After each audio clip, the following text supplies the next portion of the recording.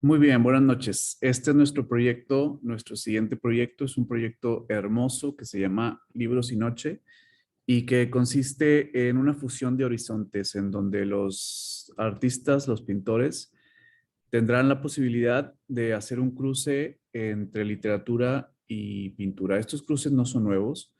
La literatura ha acompañado a la pintura durante muchos siglos, ¿no? Son formatos, son disciplinas hermanas, sobre todo por la parte de la imagen poética, que luego es muy transportable a la imagen pictórica, ¿no? Ambas son un gran desarrollo de la imaginación. La imagen poética, como la imagen pictórica, dislocan la realidad, están llamadas a ser parte de un movimiento que enquista la imaginación.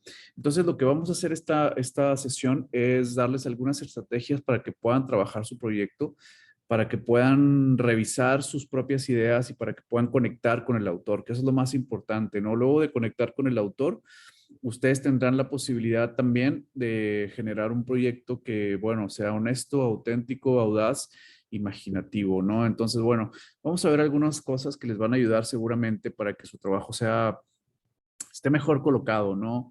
Que su trabajo tenga más fuerza, más proyección, que sea más honesto, que tenga un vínculo directo con el mensaje que quieren decir los autores. Entonces, bueno, vamos a trabajar esta idea. Acá tenemos nuestro inicio. Y bueno, miren, aquí tenemos algunos de los autores que vamos a trabajar. Estas son ilustraciones para que vean que el pincel y los autores están muy de la mano. Como ven, no son pinturas meramente naturalistas estas que presentamos por acá. Aquí tenemos a Poe, acá tenemos a Julio Cortázar, acá tenemos a Borges, acá tenemos a Oscar Wilde. Entonces, hay una relación directa entre las posibilidades de la imaginación, la literatura y la pintura. Quizá están más cercanas la pintura y la literatura que, por ejemplo, la literatura y la fotografía, ¿no?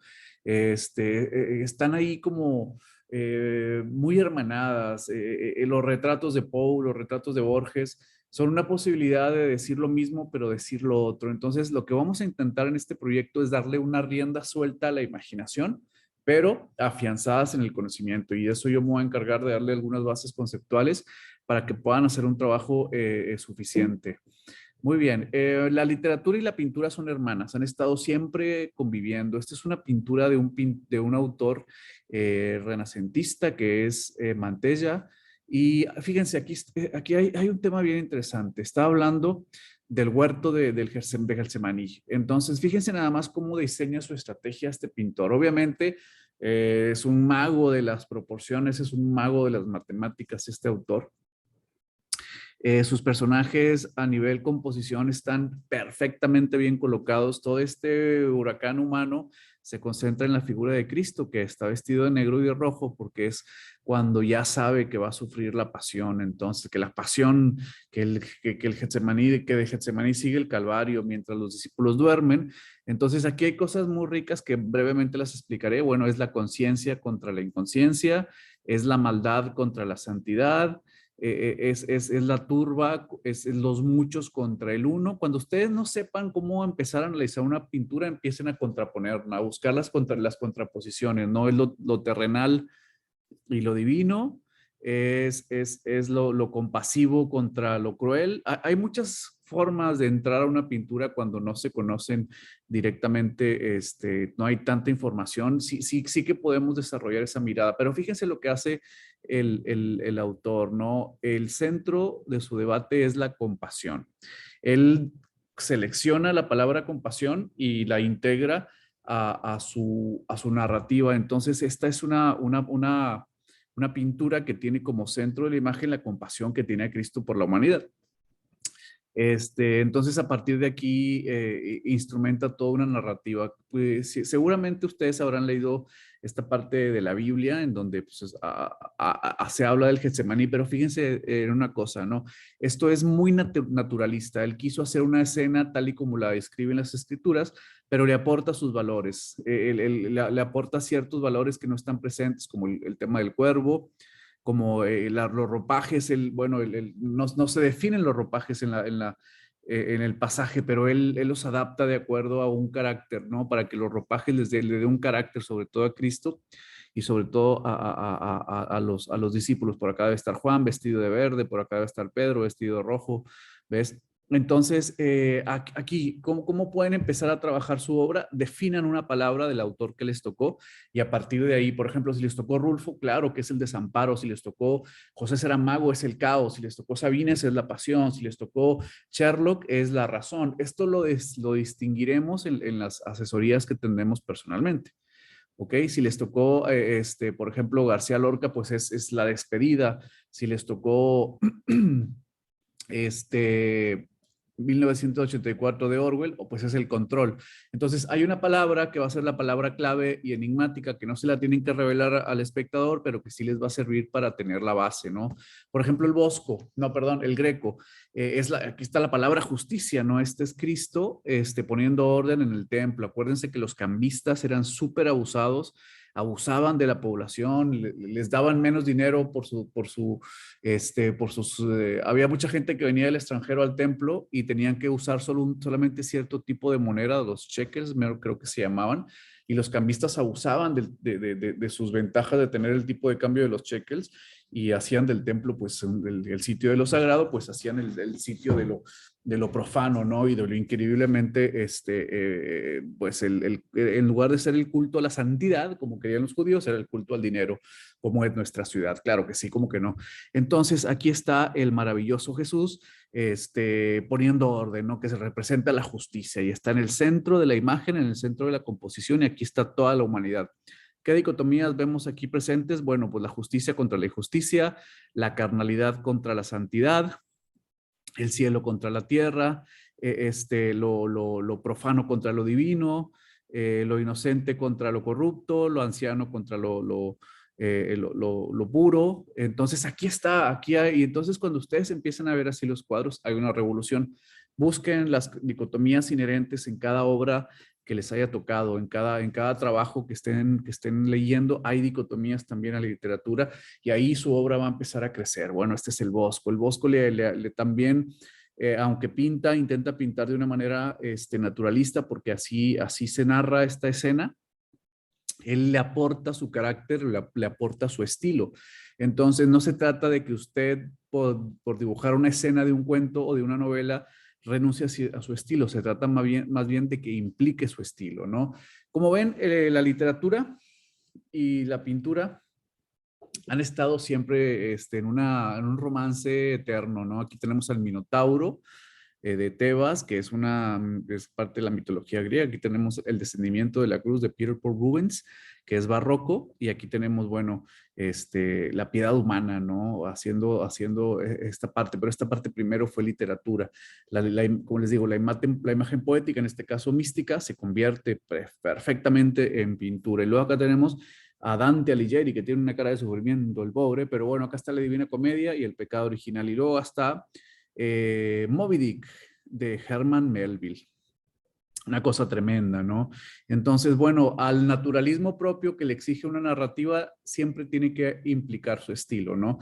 No todas las imágenes son naturalistas, pueden tener una gran dosis de surrealismo, como por ejemplo a quien le tocó Alejandra Pizarnik, a quien le tocó Octavio Paz. Bueno, ¿qué estamos haciendo acá? Estamos haciendo una defensa de la sinceridad. La obra de arte en el siglo XX ya es una gran defensa de la sinceridad, ¿no? Entonces, todas las obras que tenemos acá tienen unas características en común, pero siempre piense que están defendiendo algo muy honesto y muy puro y muy auténtico, ¿no? Que son narradores, poetas, poetisas que se enfrentaron a un mundo que los rechazaba para empezar y que también no estaba listo para recibir todas las profecías que se dicen desde la literatura. Entonces nosotros lo que estamos haciendo, en este caso ustedes como pintores, están redescubriendo la sinceridad de estos seres tocados por el arte. Bien, ¿qué más? Es una fusión de horizontes, estamos mezclando. Entonces les decía que se den cuenta que la fotografía, aunque está de moda, no puede llegar a donde llega la pintura, ¿no? Entonces la pintura y la literatura son elementos potentísimos que si ustedes les dan y aprenden a equilibrar su obra, van a ser algo muy potente. ¿Qué es lo que tenemos que hacer? Combinar el conocimiento con la interpretación. No se trata nada más de interpretar, también se trata de comprender cómo trabajaba la mente de un autor, cuál es el mensaje esencial que le dice al mundo, ¿no? Este autor y cómo entonces usted lo va a interpretar, pero no es interpretación pura. Confíe en el conocimiento. Entonces yo los voy a estar acompañando, no pasa nada, yo a estos autores los conozco muy bien, los he estudiado siempre, y voy a hacer un buen sparring para ustedes. Nos inspira un tal Gustave Doré, que era un joven caricaturista que luego se hace ilustrador, un dios, este es un reverendo genio de la pintura, del grabado, de la ilustración. Es muy grande este señor, es uno de los artistas, aparte vendía bastante bien, miren nada más el tamaño de moflete que trae, se ve que le metía durísimo las crepas. Entonces, es un ilustrador de obras literarias. ¿Qué hacía este señor? ¿Cuál era su estrategia? Estudiaba el posado de los personajes y luego lo reinterpretaba, ¿no?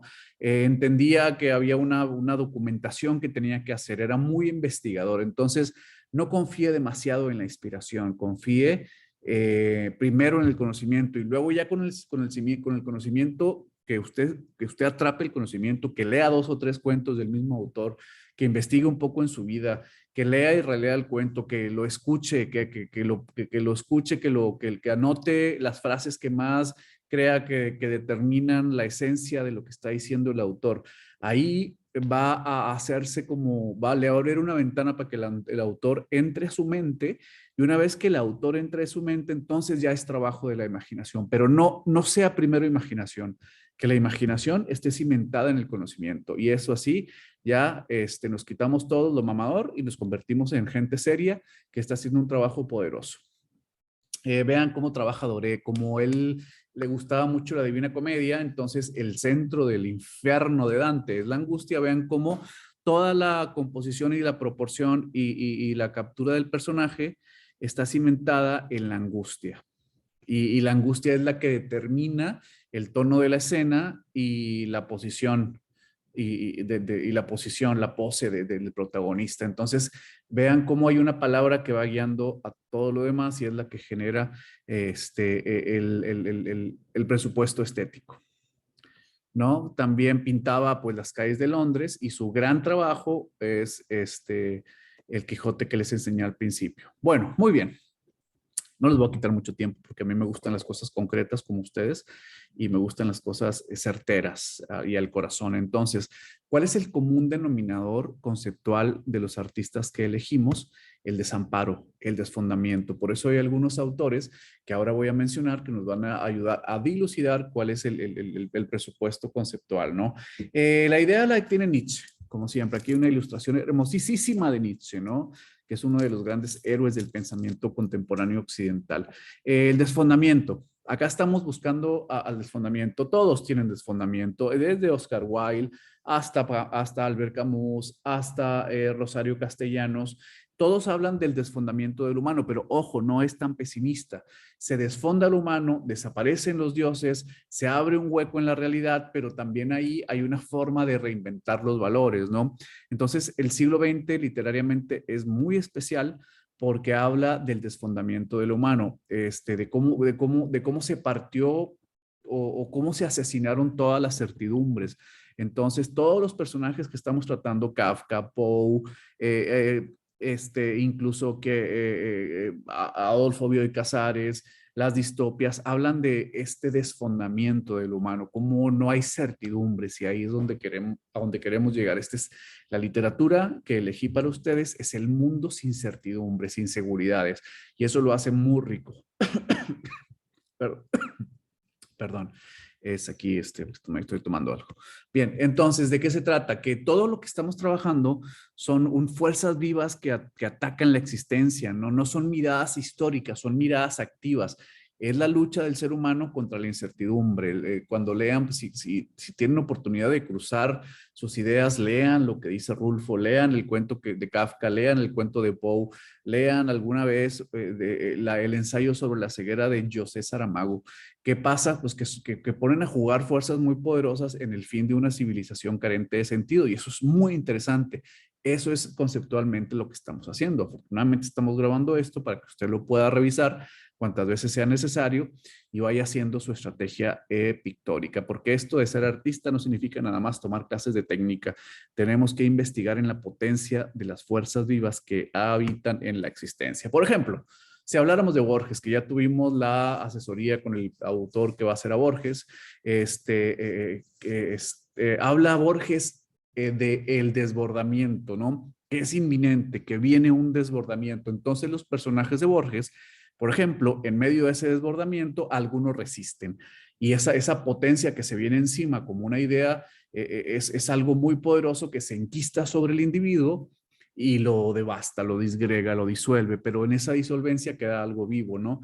Lean, por ejemplo, La potencia del libro de arena o El inmortal o El Aleph o El milagro secreto. Es algo muy poderoso que se cierne sobre el individuo, pero hay una micro resistencia y esa es toda la idea de Jorge Luis Borges. La persona que va a hacer a Borges, bueno, ya tuvimos su asesoría y llegamos a conclusiones bien interesantes. Por ejemplo, Sherlock.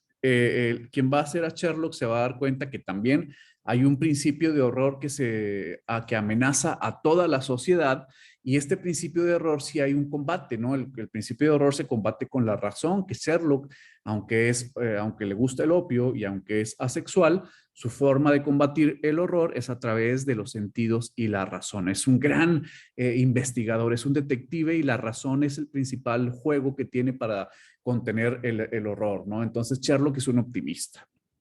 El horror puede ser combativo. La mente humana es suficientemente poderosa como para arrancarnos de lo terrible. Bueno, es un personaje muy dibujable y el cuento, ya platicaré con la persona que le tocó porque el cuento es muy particular. Muy bien. Por ejemplo, eh, el siglo XX habla de la búsqueda del auténtico. Todos los autores que elegimos están buscando lo auténtico, incluso Álvaro Núñez, cabeza de vaca, quiere regresar a lo auténtico. Pero por ejemplo, Brad Bradbury en Fahrenheit 451 está buscando la aparición del auténtico en el mundo de lo falso. Entonces, esta lección no es nada más para este proyecto, es una teoría de las artes y el arte como sitio en donde reposa la autenticidad. Muy bien, a quien le tocó a Edgar Allan Poe. Edgar Allan Poe es un autor que es diferente a Sherlock, pero también está desamparado. Solo que cuando la razón se activa de la manera que se activa en los cuentos de Poe, sí es derrotada por el horror. Hay algo muy poderoso y muy devastador que ni siquiera la razón puede contener, ¿no? Lean los cuentos de Poe para que vean cómo se confirma esto.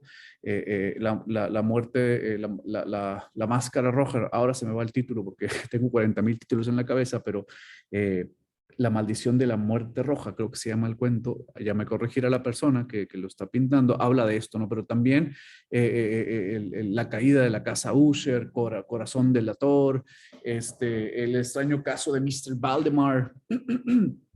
Todos estos cuentos tremendamente poderosos hablan de un ser que tiene los sentidos muy abiertos, pero detrás de cada puerta que se abre, pues aparece el horror y es devastador. Y es una verdad que no todo el mundo puede contener, ¿no? Por eso el arte dice que es parresia, que es exceso de verdad. Piensen en eso cuando estén haciendo su trabajo. Albert Camus, o Camus, como nos gusta decirle acá a los regiomontanos, es un autor muy especial, es el gran maestro del existencialismo narrativo y habla que hay una sociedad que no tiene direcciones ni objetivos y que aparte está frente a una crisis, ¿no? Y esta crisis es devastadora. Le tocó la peste a la persona que va a hacer a Camus y la peste habla de una ciudad que padece una pandemia y que todo se destruye, todo se licúa, pero hay unas microfraternidades que se van formando y estas microfraternidades que se van formando son todo lo que representa la posibilidad de romper la crisis, ¿no? También un poco en el extranjero, también acuérdense que como buen existencialista dice una frase que a todos nos encanta, porque cada vez que convivimos en sociedad nos damos cuenta que es el infierno son los otros. No existen los hechos, existen las interpretaciones y cada persona que tocamos en nuestra vida y a cada persona que tocamos la vamos a interpretar mal. Entonces, pues no se peleen tan gacho porque son puras interpretaciones y generalmente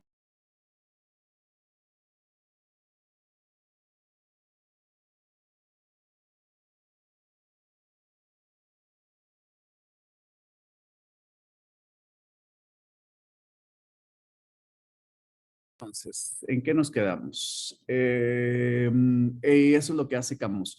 Kafka dice que estamos atrapados en un estado de cosas absurdos en el que se nos condiciona la existencia y todo lo que hacemos en la existencia va a ser incomprensible. Kafka es el príncipe de los autores, tiene muchísima potencia narrativa, aunque es muy, muy fino y muy parco en su estilo. Es un estilo muy, muy parco que casi no es reconocido por ser un estilo con mucha floritura, por ejemplo, como Pérez Galdós, que no lo metimos, pero Kafka dice que es incomprensible la existencia, que los problemas más importantes de nuestra vida no van a poder ser resueltos. Entonces, ¿qué ocurre con Kafka? Que es uno de los grandes pesimistas y este pesimismo habla de algo que no se puede resolver. Según Kafka, la vida es irresoluble y eso nos dota de mucho valor, ¿no? Nos dota, cuando leemos a Kafka, cuando entendemos lo que quiere decir Kafka, el problema es que nos hacemos muy duros, que la mente se solidifica. Entonces a la persona que le tocó el gran reto del siglo XX, que es hacer visible la incomprensión. Muy bien, ¿qué les recomiendo yo para que ustedes puedan sacar bien su proyecto? Hay que definir una estrategia pictórica. Es decir, acuérdense que podemos definir nuestra estrategia pictórica desde una palabra clave que encontremos en la narrativa del autor. Por ejemplo, en Roberto Fontana Rosa, que es un autor muy elegante, muy elegante, muy querido en toda Sudamérica, él habla mucho de la ironía, ¿no? Su gran palabra es la ironía. Entonces, el discípulo que es un guerrillero, se hace guerrillero porque de niño lo sacaban al frío y en pantalones cortos a que hiciera ejercicio y le daba mucho frío, entonces él hace una guerra contra las escuelas y es súper irónico y la palabra que le conviene a la pintora es la ironía. Si usted va a pensar en Alejandra Pizarnik o si va a pensar en Rosario Castellanos, pues es la destrucción de las certidumbres. Y así usted vaya eligiendo su palabra. Cuando hablemos cara a cara, me la dice y la revisamos. Número dos, protejan el misterio. Miren, les voy a decir algo. Cuando tenemos colectivas, un símbolo mal colocado, un símbolo mal hecho o poco pensado o poco fuerte, no solamente afecta a su cuadro, afecta toda la exposición. ¿Ok? Toda la exposición puede caerse porque estamos en que los cuadros se comunican entre sí y generan una unidad, aunque no queramos, cuando son colectivas. Entonces tengan cuidado, elijan bien sus símbolos, autoexíjanse, sean buenos para trabajar los símbolos, porque un símbolo horrible hace de toda la exposición algo que baja, ¿no? Un símbolo malo nunca va a subir la exposición, la va a bajar. Entonces vamos a trabajar eso con mucho cuidado. ¿Qué más? Respeten al autor.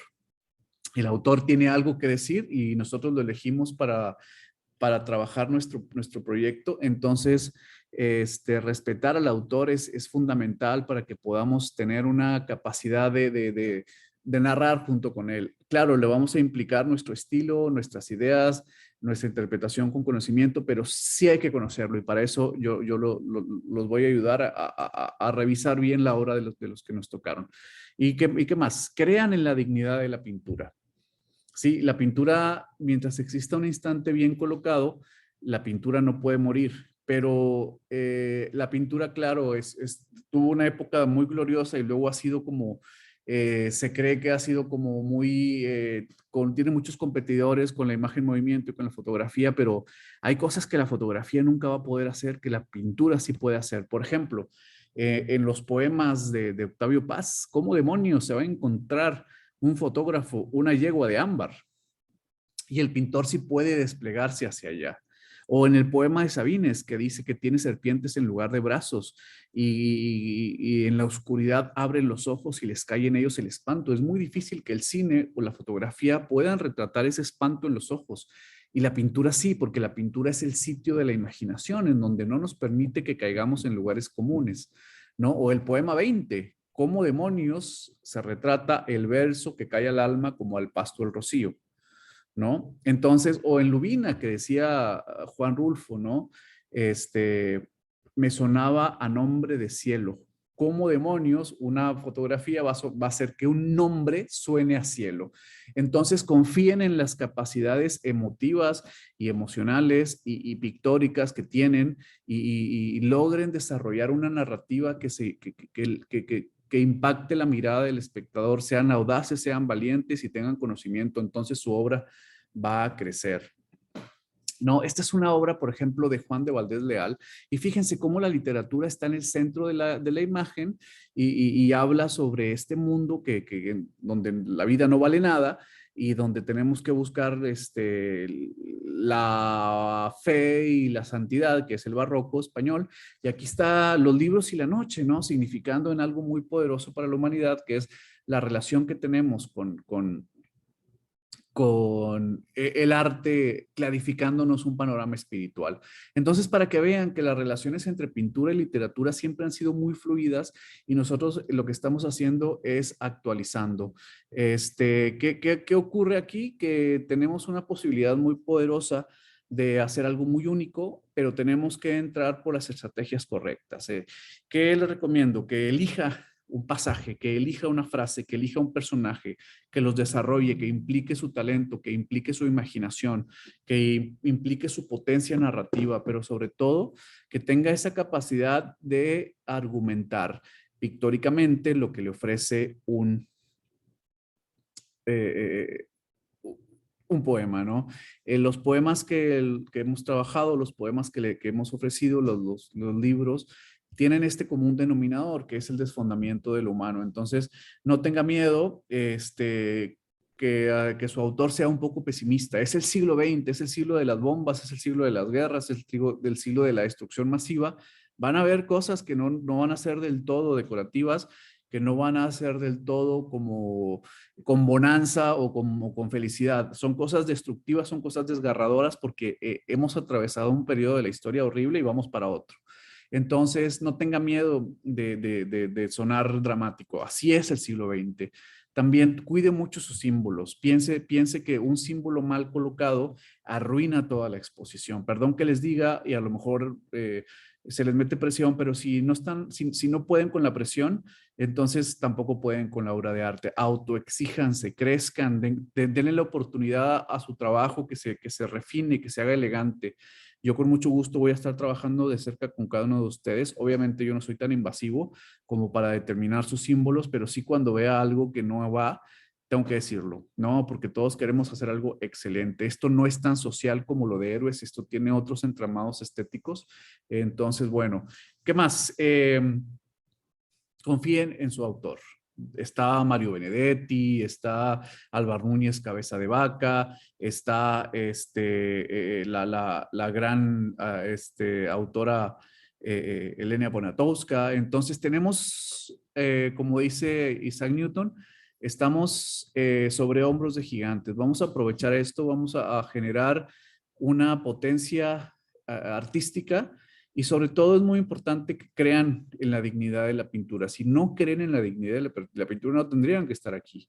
Si no creen que lo que tiene que decir un autor del siglo XX impacta la mirada de cualquier espectador, entonces tampoco tendrían que estar aquí. Entonces confíen en sus capacidades, en su autor y en la dignidad de la pintura. ¿Ok? Entonces, bueno, bien, revisen esta clase cuantas veces sea necesario. Traté de ser concreto, traté de ser punzante y sobre todo que intenten hacer el esfuerzo de capturar lo que su autor tiene que decirle a la humanidad. Muy bien, piensen en el Quijote, piensen en Gustave Dore, piensen en este señor que está ahí significando desde el fin de los tiempos y bueno, quizá es lo que nos toca hacer, ¿no? Incluir en nuestro mundo un toque de locura, de certidumbre y de la sabiduría de las artes. Ya está. Muchísimas gracias. Nos veremos en breve y pronto concretamos todas las asesorías. Gracias y estoy a sus órdenes. Libros y noche. Buenas noches.